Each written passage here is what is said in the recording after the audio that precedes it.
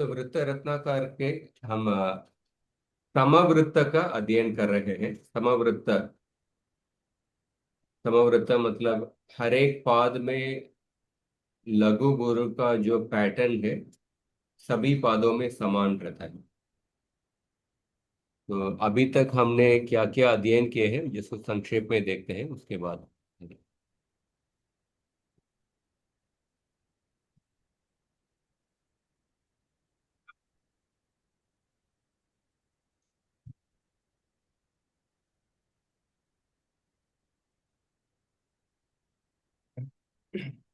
तो पहला है उक्ता जाति, एक पाद में एक ही अक्षर। इसमें एक ही छंद है, गुहु श्री ही। हाँ, जो एक ही अक्षर है वो अक्षर गुरु। हाँ, उक्ता जाति के श्री। दूसरा जाति है अत्युक्ता, हर एक पाद में दो अक्षर है और इसमें एक ही छंद है, गौ स्त्री। स्त्री नाम के छंद है, दोनों अक्षर गुरु अक्षर है।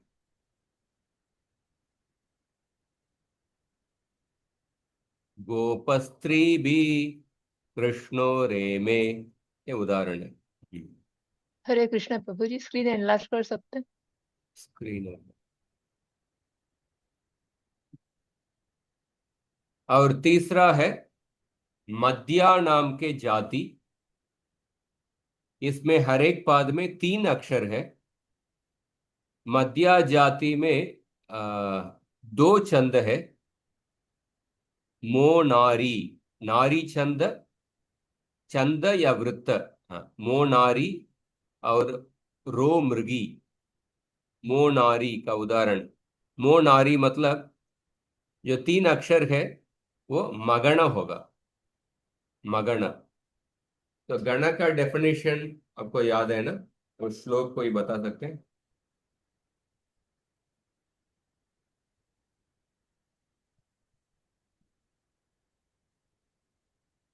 आदिमध्यावसानेषु यरतवम् भजसा गौरवं यान्ति मनोतु गुरुलाघ। हाँ, आदि मध्यावसानेषु यरता यान्ति लाघवम, भजसा गौरवम यान्ति मणौ तु गुरुलाघवम। हाँ, तो नारी में मगण, इसका उदाहरण हमने देखा। गोपानाम नारी भी सृष्टो व्याद कृष्णो व। और दूसरा छंद है रो मृगी, हर एक पाद में एक रगण। रगण मतलब मध्य लघु, यरता यान्ति लाघव। और उसके बाद चौथा जाति है प्रतिष्ठा जाति। प्रतिष्ठा जाति के जो पहला प्रतिष्ठा जाति में एक ही छंद है, वो कन्या। म मगौ चेत कन्या। मगण और गुरु अक्षर, मणौतु गुरु लाघवम। मणौतु गुरु लाघवम, मगण मतलब सर्वगुरु और ये गुरु अक्षर मतलब चारों अक्षर गुरु होगा तो वो कन्या जाति है। कन्या, कन्या नाम के छंद है। बास्वत कन्या सैका धन्या, यस्याकूले कृष्णो केलत। और पांचवा जाति है सुप्रतिष्ठा।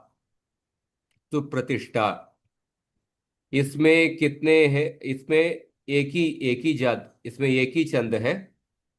उस छंद का नाम है पंक्ति। मगौ गीति पंक्ति ही। मगौ गीति पंक्ति ही। मगण, उसके बाद गुरु और गुरु।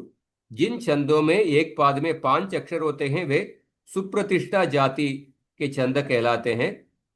इसी जाति के अंतर्गत है जिसके प्रत्येक पाद में बगण। हाँ, बगण। बगण मतलब आदि गुरु। बगण और उसके बाद दो गुरु अक्षर, उसको पंक्ति कहते हैं। बगौ गीति पंक्ति ही। कृष्ण सनाता तर्णक पंक्ति ही यामुन कच्चे चारु चचार। ये पंक्ति ये छंद का नाम है, पर आगे आज पढ़ने वाले जो जाति, उस जाति का नाम भी पंक्ति है। तो सुप्रतिष्ठा इस जाति के अंदर जो छंद है उसका नाम है पंक्ति। सुप्रतिष्ठा जाति में हर एक पाद में 5 अक्षर है। उसके बाद हमने गायत्री छंद का, गायत्री जाति का अध्ययन किए। गायत्री जाति के अंदर आई थिंक शायद चार छंद है। त्यौस्तस तनुमध्या, तनुमध्या नाम के छंद।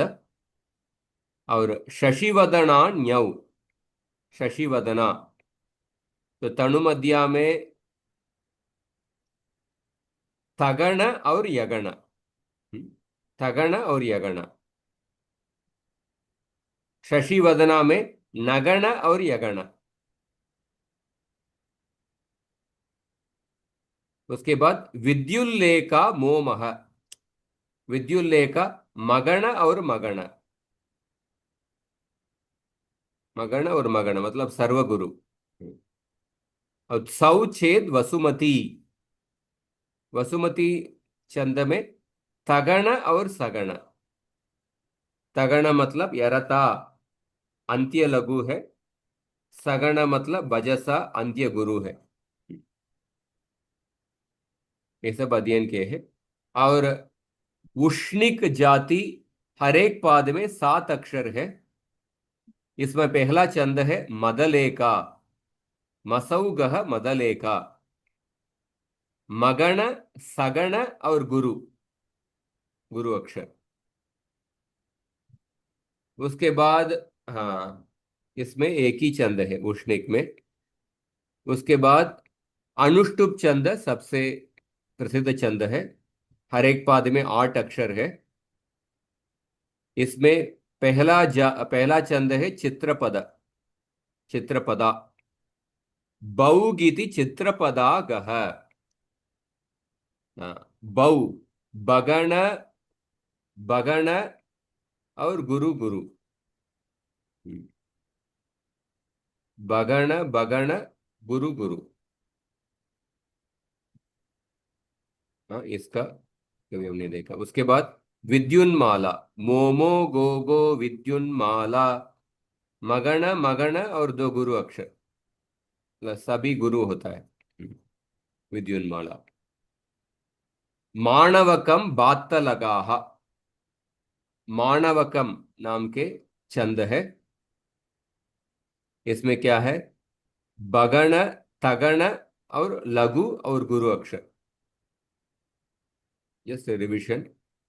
उसके बाद मणौ गौ हंस ऋतमेतत, हंस ऋत नाम के छंद है। इसमें मगण, मगण मतलब मणौतु गुरु लाघवम सर्वगुरु, नगण मतलब सर्वलघु, और उसके बाद गुरु गुरु, ये हंस ऋत। और उसके बाद समानिका, रजौ समानिका गलौ च। रगण, जगण और गुरु और लघु अक्षर। रगण मतलब यरता आदि लघु, सर, मध्य लघु। मध्य लघु। आदि मध्यावसानेषु यरता यान्ति लाघवम, मध्य लघु। और उसके बाद जगण, जगण इस मध्य गुरु। मध्य गुरु, गुरु और लघु। ये छोटा सा रिविजन।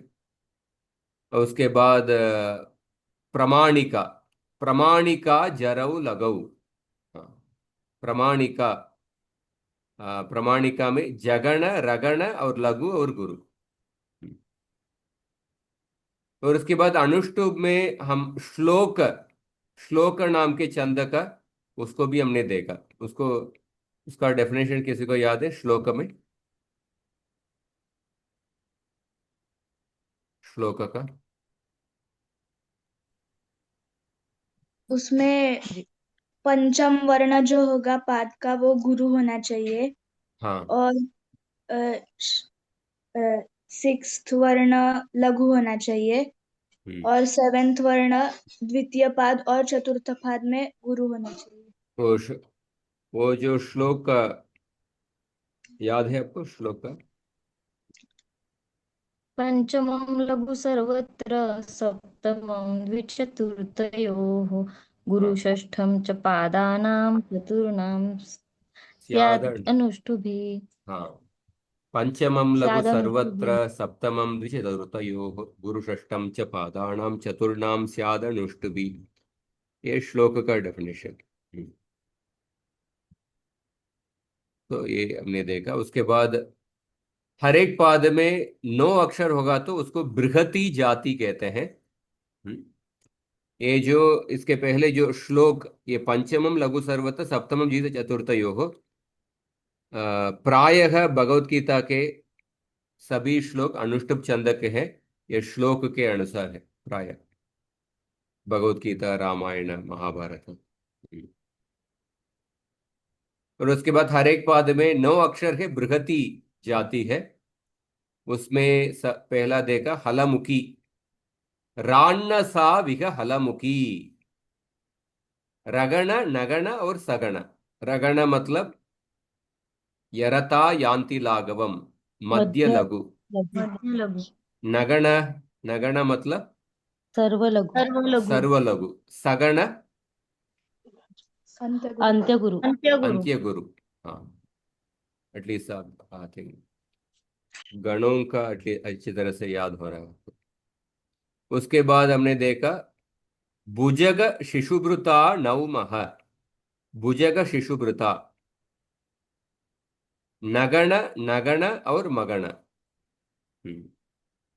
सर्व लघु नगण, मगण इस सर्वगुरु। और अभी आज का ये देखेंगे। हर एक पाद में 10 अक्षर होगा तो उस जाति को कहते हैं पंक्ति नाम के जाति। पंक्ति जाति, इसके अंदर आई थिंक 4-5 छंद है, उसको आज पढ़ेंगे। सबसे पहला है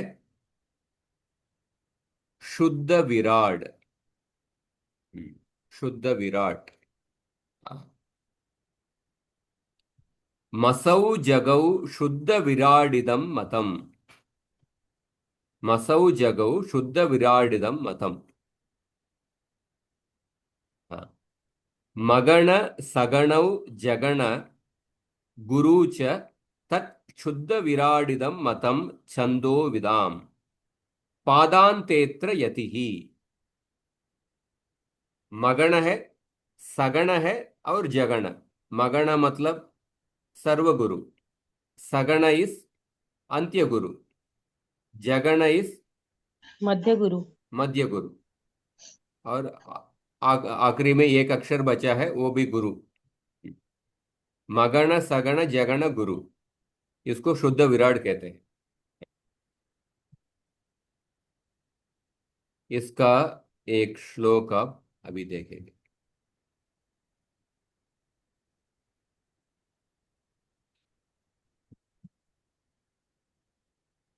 हरे कृष्ण प्रभु जी, एक प्रश्न हाँ। पूछ। हाँ, इस शुद्ध विराट में आगे इदम मतम लिखने का क्या प्रयोजन है? इसमें आगे ये नॉर्मली पंडितों का सूत्र का मत है। डेफिनेशन होता है आज की अल्पाक्षरम होता है, तो इदम मतम एक्स्ट्रा क्यों लिखा है? नहीं नहीं, ये सूत्र नहीं है। सूत्र में अल्पाक्षर होना चाहिए, पर ये सूत्र नहीं है। शुद्ध विराट इदम मतम।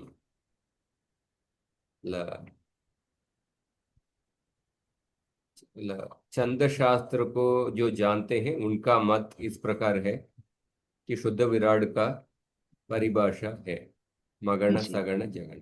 ये सूत्र नहीं है। जी, ठीक है प्रभु जी, धन्यवाद। तो ये ये श्लोक देखिए। हम्म, एक मिनट।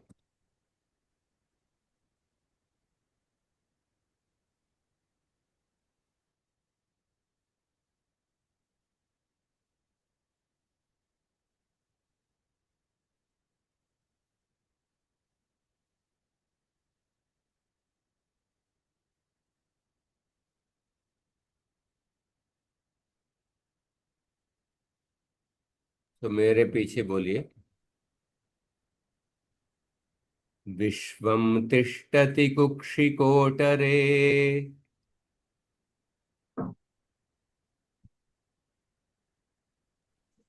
विश्वं विश्वं तिष्ठति तिष्ठति कुक्षिकोटरे कुष्ठिकोटरे विश्वं तिष्ठति कुक्षिकोटरे विश्वं तिष्ठति कुक्षिकोटरे वक्त्रे यस्य सरस्वती सदा वक्त्रे यस्य सरस्वती सदा वक्त्रे यस्य सरस्वती सदा वक्त्रे यस्य सरस्वती सदा अस्मद्वंशपितामहो गुरुः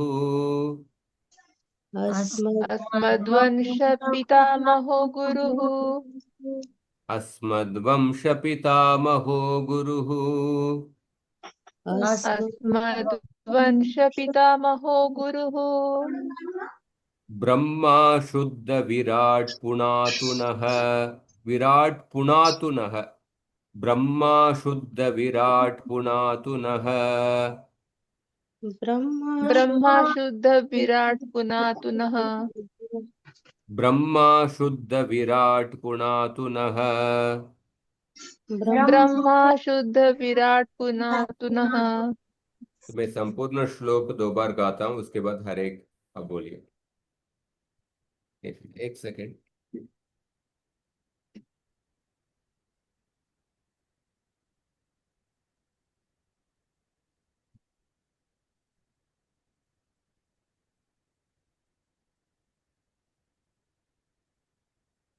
विश्वं तिष्ठति कुक्षिकोटरे वक्त्रे यस्य सरस्वती सदा अस्मद्वंशपितामहो गुरुः ब्रह्मा शुद्ध विराट पुणातुनः विश्वं तिष्ठ